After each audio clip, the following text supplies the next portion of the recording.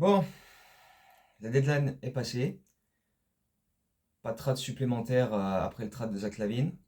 Les Bulls se sont contentés de faire de la place aux nouveaux en coupant Chris Duarte, ok, qui avait joué que des bouts de match, et en coupant également Torrey Craig, qui a immédiatement signé au Boston Celtics. Donc lui, je pense qu'il va être le plus content de l'affaire au final. Euh, et puis, il y a eu l'annonce de la prolongation de Lonzo Ball. À la mi-temps du match contre Minnesota mercredi, où il jouait pas parce que c'était un back-to-back, l'excellent insider des Bulls, Casey Johnson, qui nous annonce que Lonzo Ball prolonge pour 2 saisons supplémentaires à 20 millions. Donc, avec la deuxième année en team option. Donc, ça fait 10 millions la saison, ce qui est moitié moins de ce qu'il touche actuellement. Et je trouve que c'est une excellente opération. Parce que son comeback se déroule très bien. Il n'y a eu aucune rechute jusqu'ici. Il a eu un souci au poignet, mais c'était quelque chose de complètement différent. Il a de l'impact en défense. Il organise bien l'attaque avec son jeu rapide, ses passes, etc. Il rentre de gros shoots aussi. Il a rentré de gros shoots à 3 points. Même si l'adresse, il y a eu des hauts et des bas. Il y a eu son souci au poignet, comme on a dit. C'est tout à fait normal. Mais son retour est une réussite totale. Et pouvoir le garder à ce tarif, c'est une très très bonne chose. Il y avait des rumeurs de trade le concernant, mais c'est vrai que bah, voilà, il lui reste 3 mois de contrat, il touche un gros salaire. Ça a pu voilà, peut-être refroidir un peu des équipes qui pouvaient éventuellement être intéressées. Avec ce nouveau deal, ça le rend aussi plus facile à trader par la suite, parce que du coup, et je pense que c'est un des gros points à ne pas négliger dans ce move, c'est que voilà, euh, les Bulls n'obtenaient pas forcément ce qu'ils souhaitaient obtenir de Lonzo Ball avec là 3 mois et un gros contrat, mais avec 2 ans et un salaire divisé par 2, avec en plus une option d'équipe sur la deuxième année, ça le rend beaucoup plus facile à trader. Donc ça reste quand même un move que j'ai trouvé hyper intéressant et de qualité. Même si on n'arrive pas à trader Ball, on le garde et c'est un joueur qui est important, qui fait de bonnes choses et dont le comeback se déroule très bien jusqu'ici. Et sinon, eh ben, ça facilite un potentiel move dans le futur. Ok, là d'accord. Pour le reste, et c'est là que je vais commencer à m'énerver un peu, euh, hier, c'était l'anniversaire de ma copine. Je lui ai dit, écoute, c'est ta journée, on fait ce que tu veux, on va où tu veux. Les Bulls, je mets ça de côté parce que je sais très bien ce qui va se passer si je regarde la conférence de presse de Karnišovas avant qu'on fasse quelque chose tous les deux. Je sais que ça va me gonfler.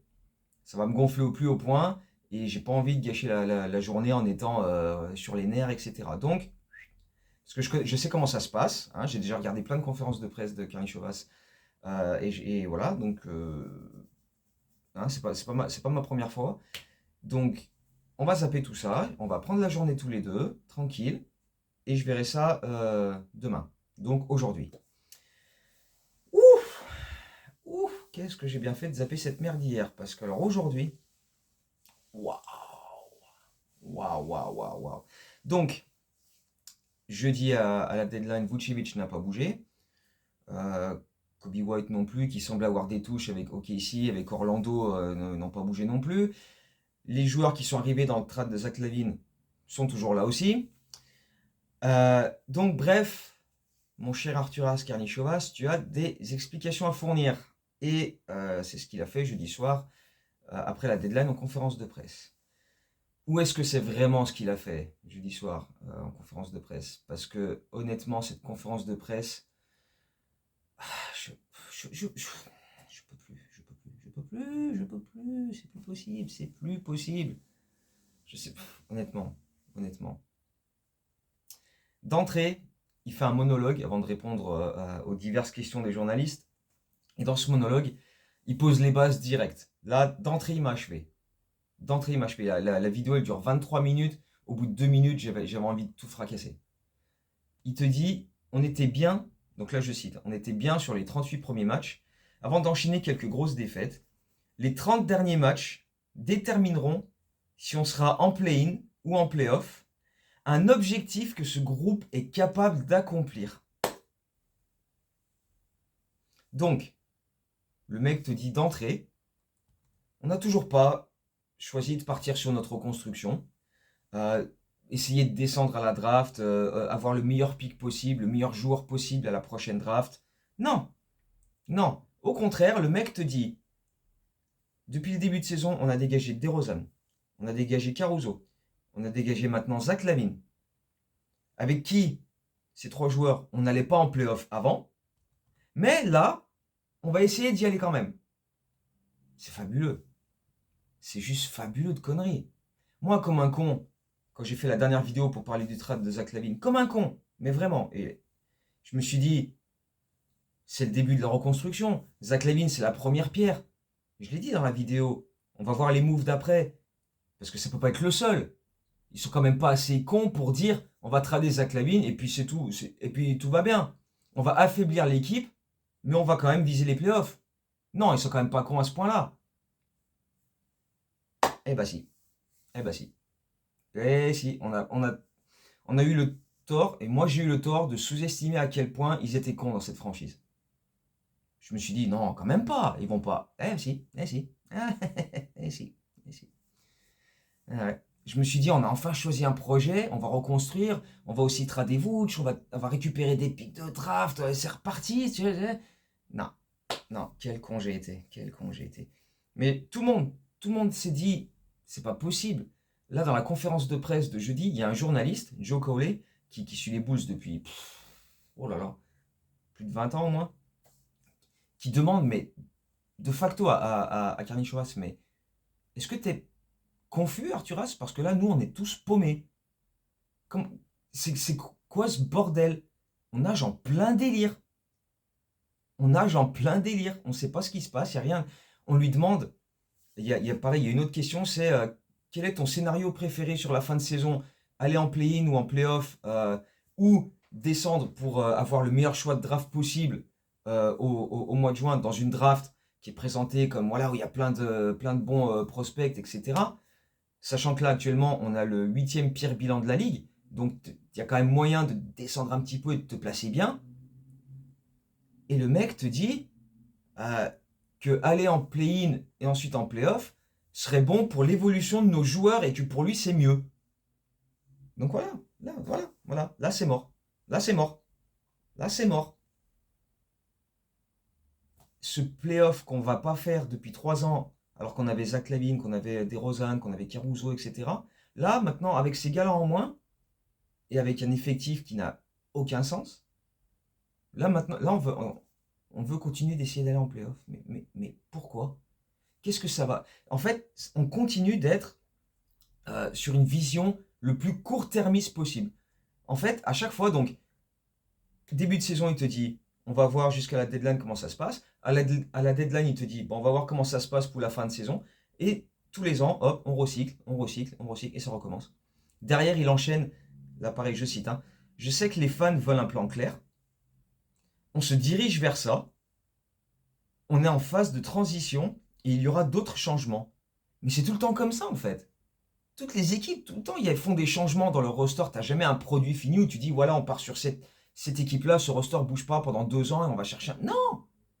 Ça ne rime absolument à rien, c'est du blabla. Et nous, on est obligé d'avaler cette merde. Enfin, je sais, le plan, là, il est tout sauf clair. On n'a pas la moindre foutue idée de ce que tu racontes, mon coco. Même les médias sont paumés, ils te le disent, les médias, ils sont là, mais de quoi tu parles? De quoi tu parles, Arturas? C'est quoi le délire? C'est quoi le projet? On ne sait pas. On ne sait pas. Il t'a encore ressorti le vieux refrain, et encore une fois, on recycle, on recycle, on recycle. On veut construire une équipe compétitive, on veut pas rester au milieu.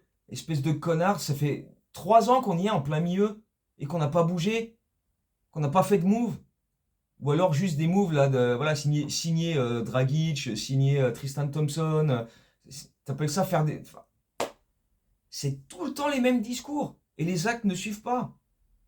Et après, il continue d'acheter du temps, parce que c'est tout ce qu'il fait en fait. Chaque conférence de presse, c'est acheter du temps jusqu'à la prochaine conférence de presse. En disant oui, la prochaine... On veut être une équipe capable de lutter pour un titre. Ça prend du temps, et parfois, il faut faire un pas en arrière pour mieux repartir de l'avant. Mais ça rime à quoi? Ça rime à quoi, ça? Et derrière, il dit, dans son monologue au début, il dit, pour nos fans, 2 points, je bosse sans relâche pour que cette équipe ait du succès sur le long terme. Je suis toujours en train d'évaluer chaque opportunité. Je prends des décisions difficiles et je reste proactif pour modifier notre roster.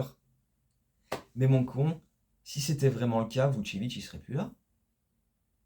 Parce qu'il y a eu des contacts, il y a eu des opportunités. Si tu voulais vraiment le modifier, ce roster, si tu voulais t'affaiblir et viser la draft avec ton pick, tu aurais accepté de dégager Vooch, même si tu récupérais pas ce que tu cherchais à la base. Parce que toutes les rumeurs, c'était les Bulls veulent absolument un pick au first round pour Vucevic. Mais si personne te le propose, mais que tu peux récupérer, je sais pas, 2 picks au second tour au lieu d'un pick au premier, mais tu prends quand même. Tu dis, bon, ok, c'est pas ce que je voulais à la base, mais sachant qu'on veut quand même s'affaiblir et descendre à la draft et avoir le meilleur pick possible, si c'était véritablement ça ton objectif, Vucevic ne serait plus là. Là, il est là, et tu nous dis que tu veux aller en playoff, quoi. Honnêtement, non, non, moi je peux plus. Je peux plus. Et en plus, et alors, en parlant de Vucevic, il t'a quand même sorti un truc, je te jure, j'ai vomi.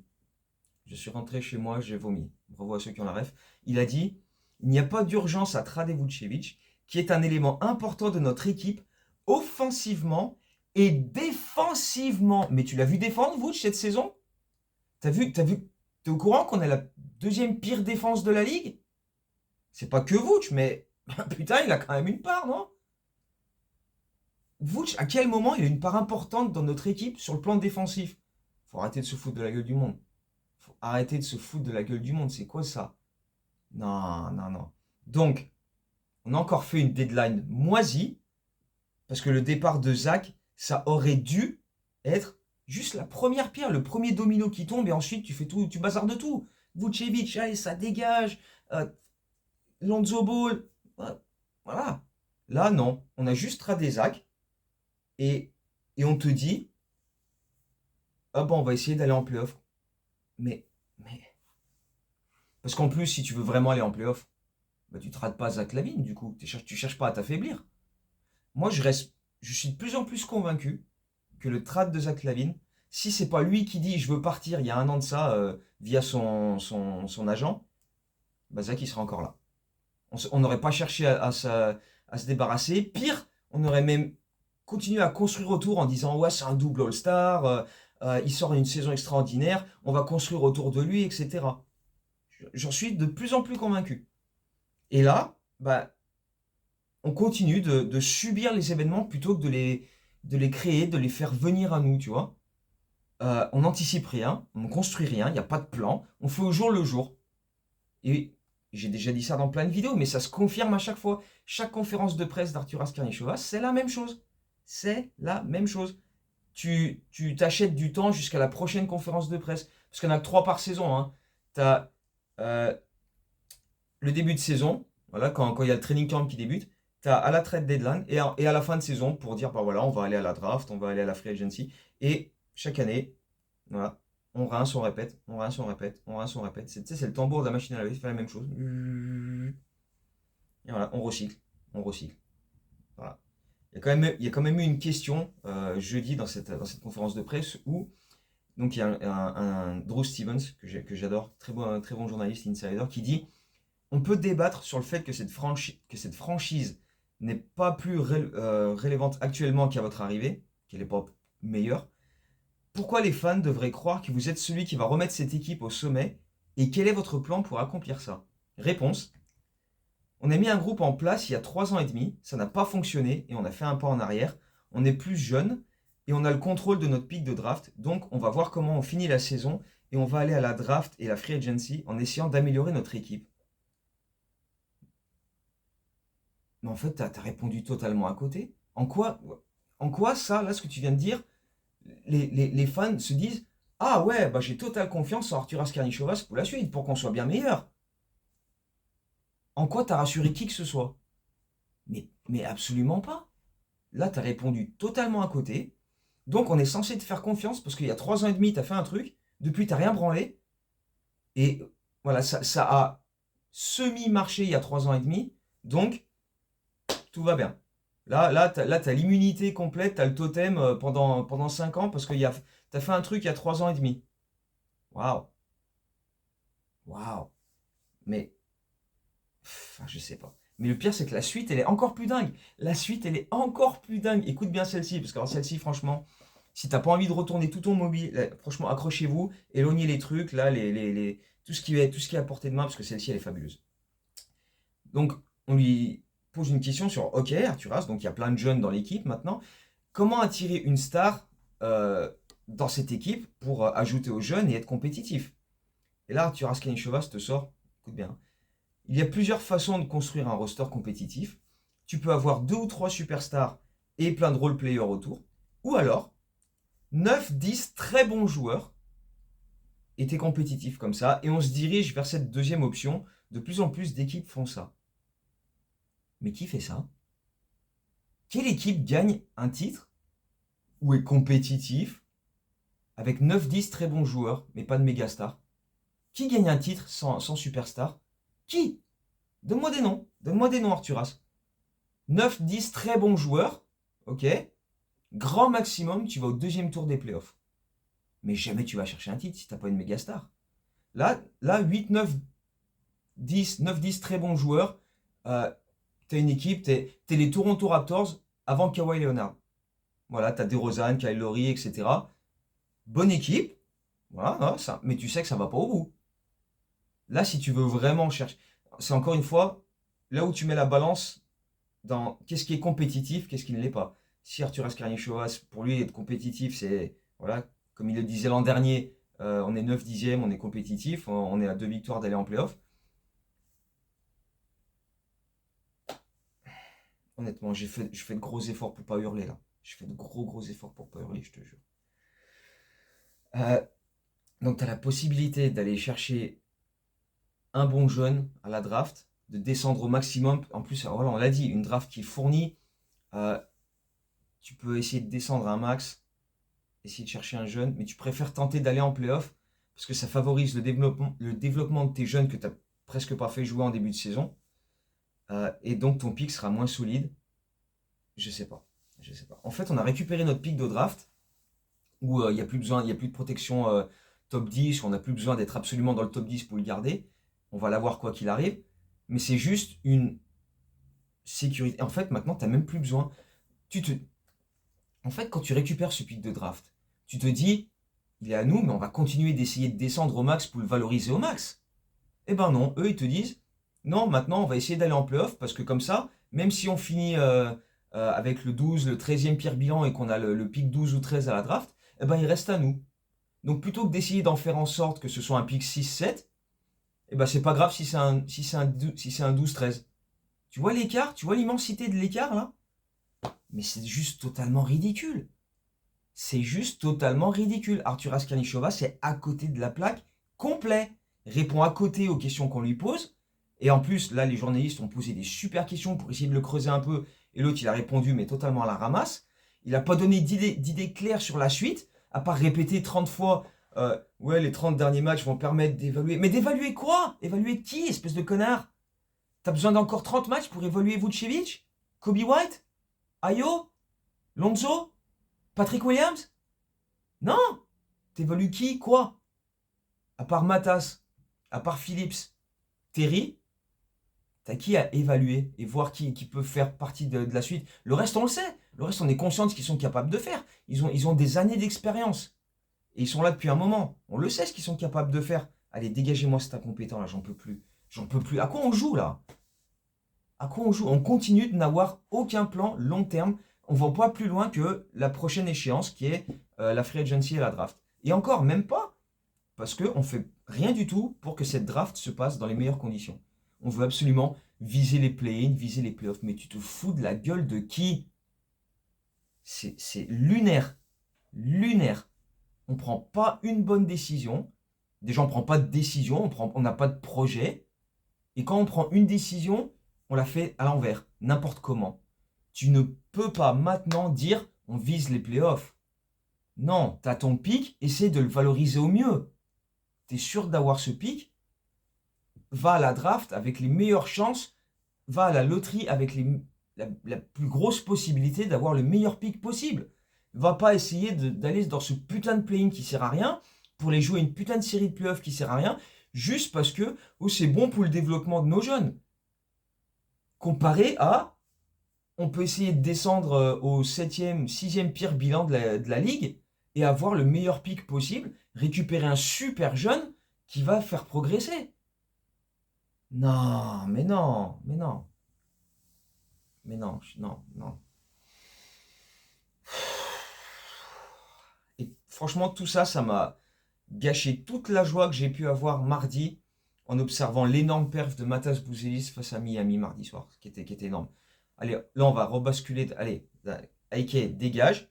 Voilà, on va mettre tout ça de côté, parce que là, je crois que c'est plus la peine d'insister sur ça. On va passer sur des trucs un poil plus positifs. En fait, honnêtement, j'aurais dû faire une vidéo mardi soir après le match de Matas Bouzelis contre Miami, parce que ça m'a tellement mis en joie de voir ça, en fait. Parce que le Kid a sorti une prestation fabuleuse contre le Heat, dans un match qu'on a gagné, avec une prestation d'ensemble super plaisante, où on s'est fait vraiment... Il y a eu des très très bonnes choses à retenir sur ce match-là. Mais voilà, Matas Bouzelis, 24 points, 10 sur 10 au shoot, 4 sur 4 à 3 points en 31 minutes. Tout ça, c'est des records en carrière pour lui. Et c'était génial. Et en plus, l'ensemble des shoots qu'il a pris sur ce match-là, c'est tous des shoots pris dans le bon tempo. Il n'y a rien de forcé, c'est fluide. Voilà. D'entrée, énorme dunk sur un alley-oop où Josh Giddey envoie une passe du milieu de terrain. Derrière, il fait un Eurostep devant Nikola Jovic. T'as des post-up où il reconnaît les mismatchs et il va enfoncer son gars à l'intérieur.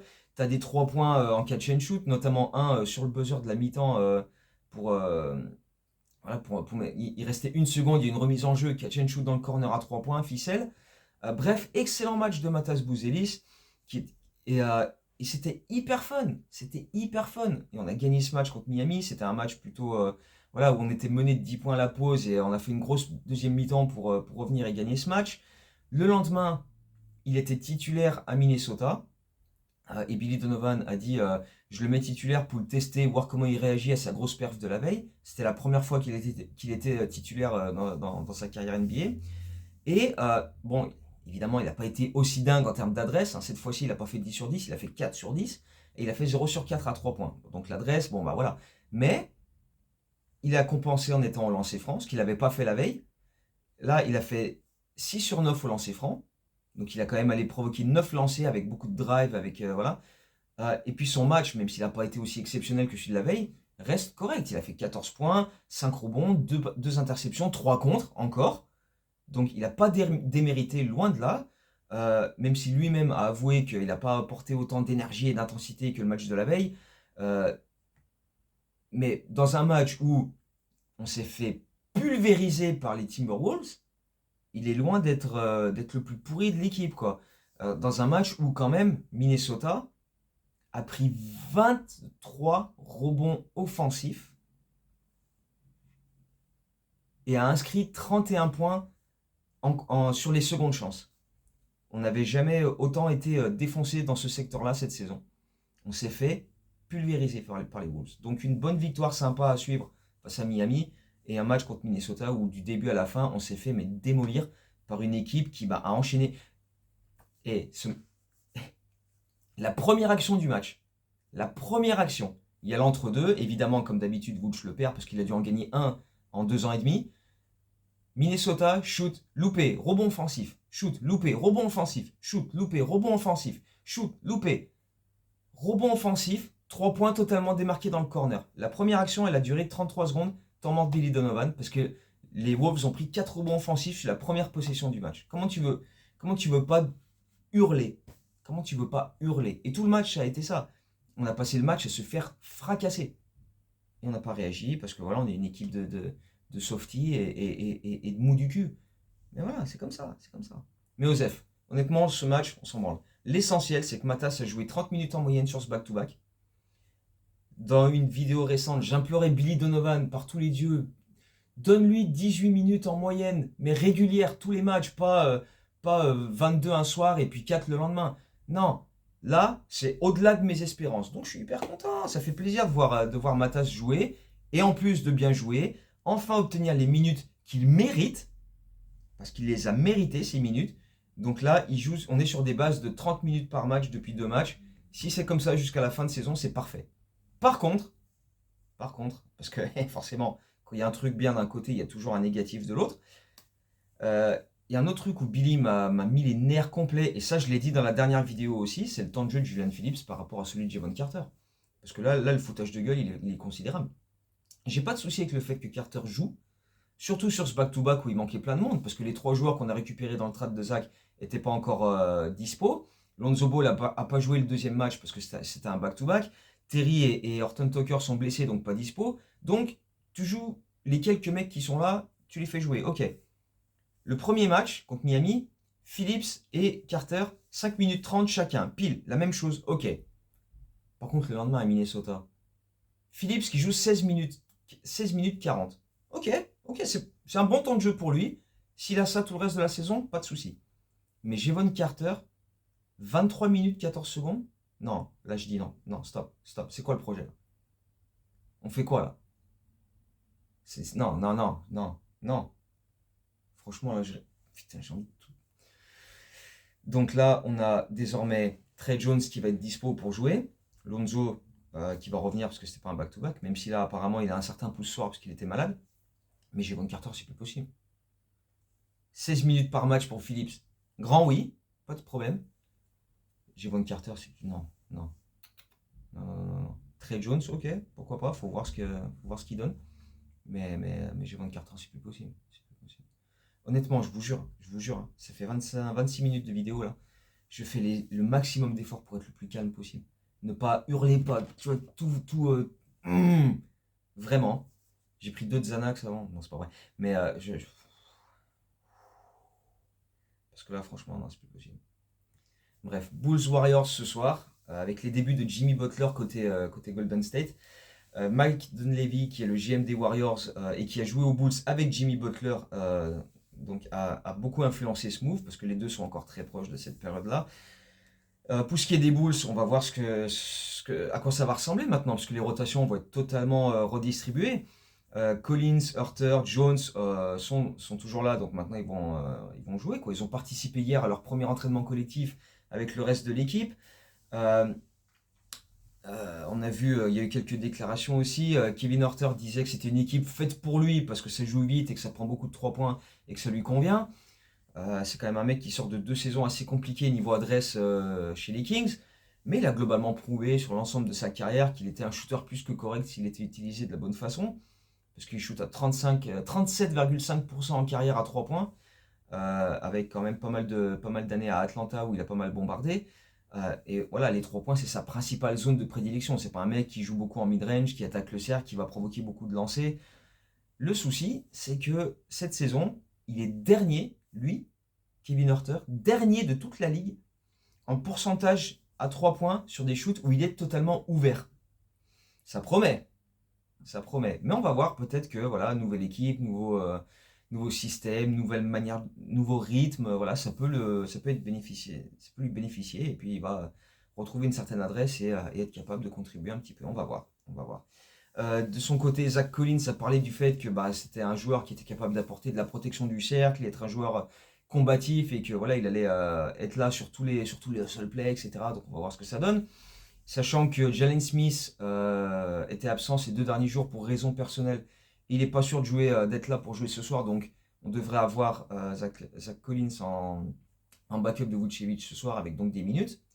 Et puis il y a Trey Jones, j'ai failli dire Trey Jones, qui lui a parlé de sa défense. C'est un joueur qui n'a aucun problème à défendre full courte, de presser à fond. C'est un joueur combatif, et puis c'est un joueur dont le playmaking est quand même assez reconnu dans la ligue, et que voilà, lui et Billy Donovan sont revenus sur ça en disant que c'est un joueur qui peut apporter beaucoup à ce niveau-là, qui est capable de diriger une attaque en étant très propre. Il y a très peu de déchets de sa part, mais peut-être aussi parce que voilà, souvent il joue sur des rythmes pas forcément aussi ouf que ce que nous on veut mettre en place. On est quand même 3e au pace, ce qui n'était pas le cas des Spurs notamment, donc à voir s'il est capable de autant briller sur jeu rapide, qui convient peut-être plus à du Lonzo Ball ou à du Josh Giddey qu'à lui. Mais après, voilà, peut-être qu'il est capable de briller sur ça aussi, mais c'est pas là où on l'a vu le plus euh, impliqué. Donc on va voir ce que ça donne. Mais après, voilà, Trey Jones, ça reste un joueur de qualité, donc il y a quand même assez peu de doutes sur sur ce qu'il est capable d'apporter. Mais voilà, est-ce que ces trois-là vont avoir du temps de jeu dès ce soir? Quel va être leur rôle dans la rotation, etc.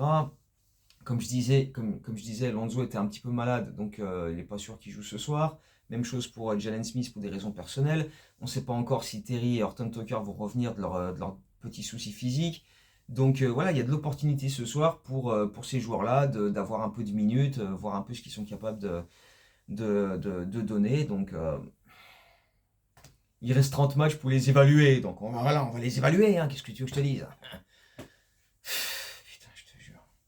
Allez, on va finir sur une note positive, parce que ça fait déjà 30 minutes de vidéo, et puis j'ai pas envie d'en faire une qui dure 3 quarts d'heure, mais euh, on va finir sur une petite note positive quand même. Hier, Nate Robinson, ancien Bulls, a annoncé qu'il allait subir hier cette greffe de rein qu'il attendait depuis de nombreuses années, et qui n'était pas possible parce qu'il ne trouvait pas de donneur compatible.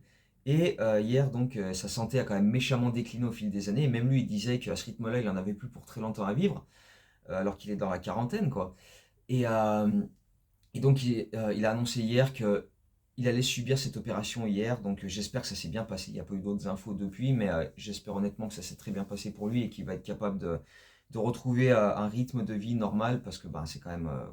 Il était sous dialyse depuis très très longtemps et ça te défonce, quoi, ça. Donc, voilà, j'espère juste que, voilà, force à toi, Nate Robinson. J'espère que tout va mieux maintenant que cette opération est là et que ça va permettre de repartir du bon pied, quoi.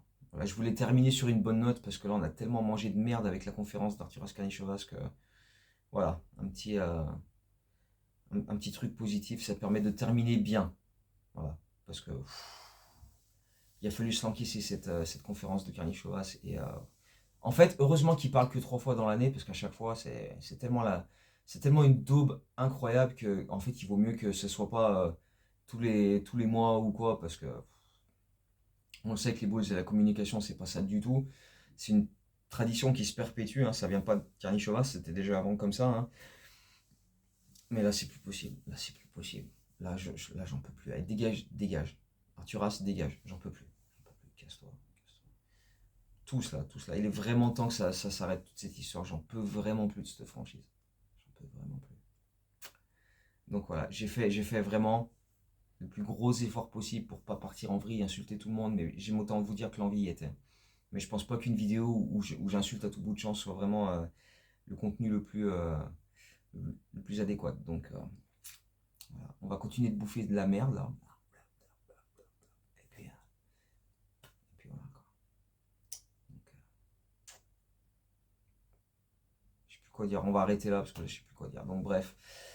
Portez-vous mieux que les Bulls, c'est tout ce que je peux vous souhaiter. Et puis bon, on va évaluer ce qui se passe pendant 30 matchs. Et puis on va se retrouver avec un pic dégueulasse à la draft et aucune perspective d'avenir parce que on ne cherche absolument pas à faire en sorte que notre avenir soit le meilleur possible. On vit juste au jour le jour. Ah, on n'est pas mort aujourd'hui, bon, on continue, puis on verra demain comment ça se passe. Voilà.